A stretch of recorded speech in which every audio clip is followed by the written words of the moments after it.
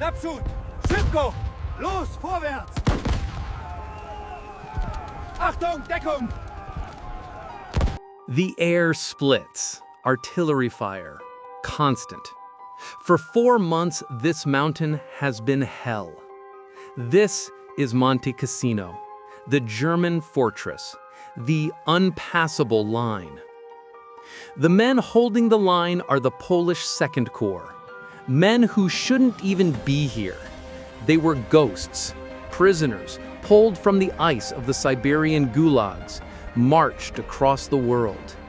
Now, they are here, dying. Their job is to feed the guns. The guns must not stop. The supply line is breaking. Trucks can't make the final stretch. The terrain is a nightmare. It is all manpower. Men carry the 100-pound crates of 25-pounder shells, again and again. They are at their limit. The guns are getting hungry. Failure is not an option. And then there is him. He moves with the men. He is over 6 feet tall. He weighs 400 pounds. He is not a man. He is a Syrian brown bear. He takes the heavy crate, he carries it, he hands it to the gunners. He does not flinch at the explosions. He does not tire. His name is Wojtek. He is a private in the Polish army. And this is his story. To understand the bear, you must first understand the men. They were the 22nd Artillery Supply Company, part of the Polish Second Corps, led by General Władysław Anders. But in 1942, they were not an army. They were a column of survivors. After Hitler and Stalin invaded Poland, these men were sent to the horrors of the Soviet gulags. When Germany turned on Russia, Stalin issued a so-called amnesty. He released the Poles, not out of kindness, but to get rid of them. They marched south, thousands of them, men, women, children, starving, sick, skeletons draped in rags. They walked out of the ice, across the Caspian Sea, and into the mountains of Iran. They had lost everything: their homes, their families, their country. They were orphans. It was April 8th, 1942. The Polish column had stopped near the town of Hamadan. A young Irina Basevich, a civilian refugee traveling with the army, spotted a local boy on the side of the road. He was holding a burlap sack. Something inside was moving. Inside the sack was a tiny, terrified, starving bear cub. Its mother had been shot by hunters. The soldiers gathered. They looked at the cub. And in this half-dead creature, they saw themselves. Another orphan, alone, with no one. Lieutenant Anatol Travelik made the decision. The soldiers bartered. Tins of food, a few coins, a chocolate bar. The boy handed over the sack. The 22nd Company had just adopted a son. Little did they know, they had just recruited their most famous soldier. At first he was sick. He couldn't eat. The men were desperate. They had saved him. They couldn't let him die. One soldier, Henryk Zacharias, had an idea.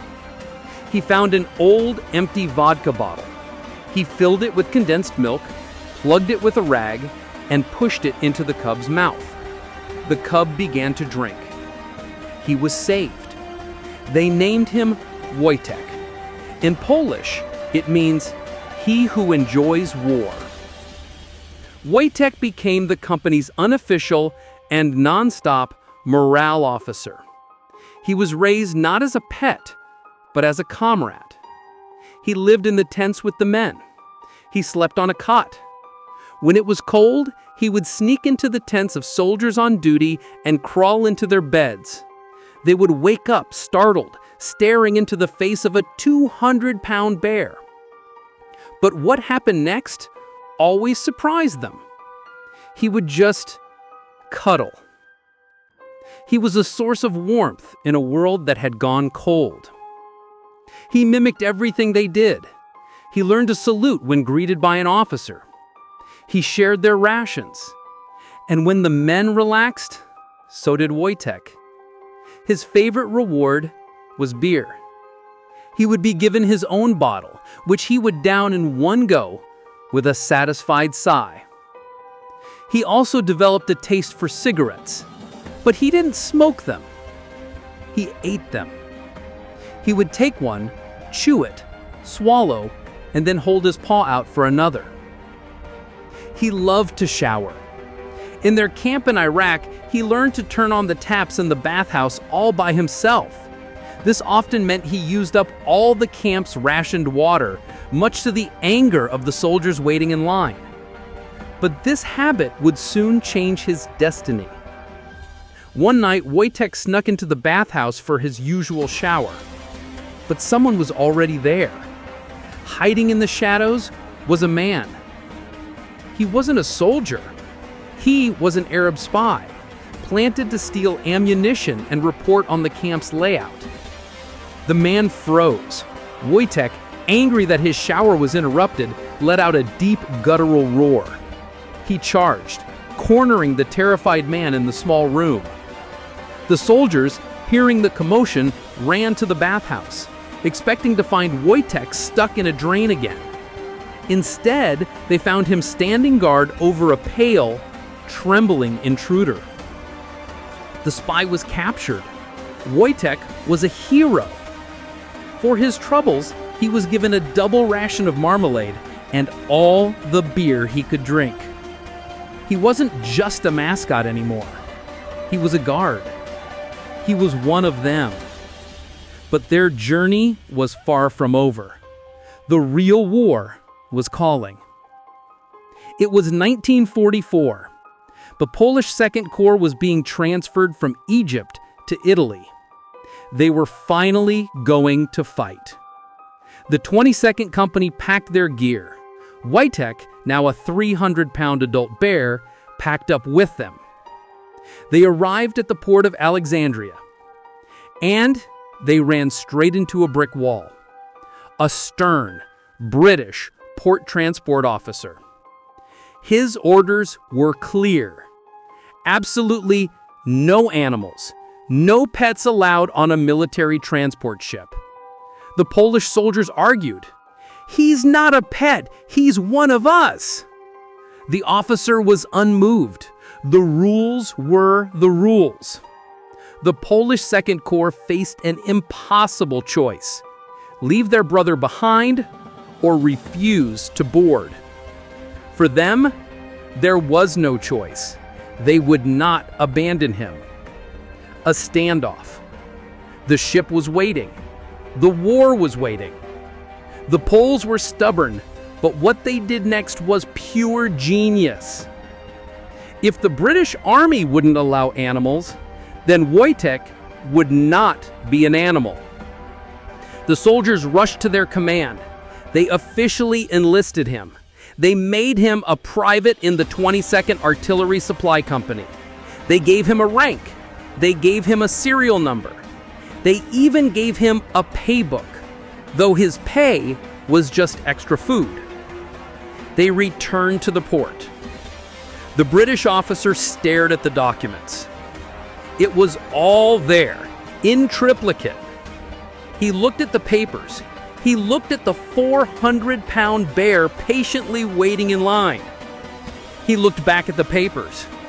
Stunned into silence, he stamped the embarkation pass. Private Wojtek saluted and boarded the ship legally as a soldier of the Allied forces, his destination in Italy. The battle for Monte Cassino was one of the most brutal campaigns of the war. The ancient monastery, a strategic high point, had to be taken. Americans, British, New Zealanders, and Indians had all tried. All had been broken against the German defenses. Now, it was the Poles' turn. It was a battle of artillery, a constant 24-hour barrage, and the 22nd Company was its beating heart. Their job was simple: get the shells to the guns. But the reality was a nightmare. The gunfire was so intense, the trucks couldn't reach the forward batteries. The last half mile was a death trap. The men had to carry the 100-pound crates of 25-pounder shells again and again. They were at their limit. The guns are getting hungry. Failure is not an option. And then there is him. He moves with the men. He is over 6 feet tall,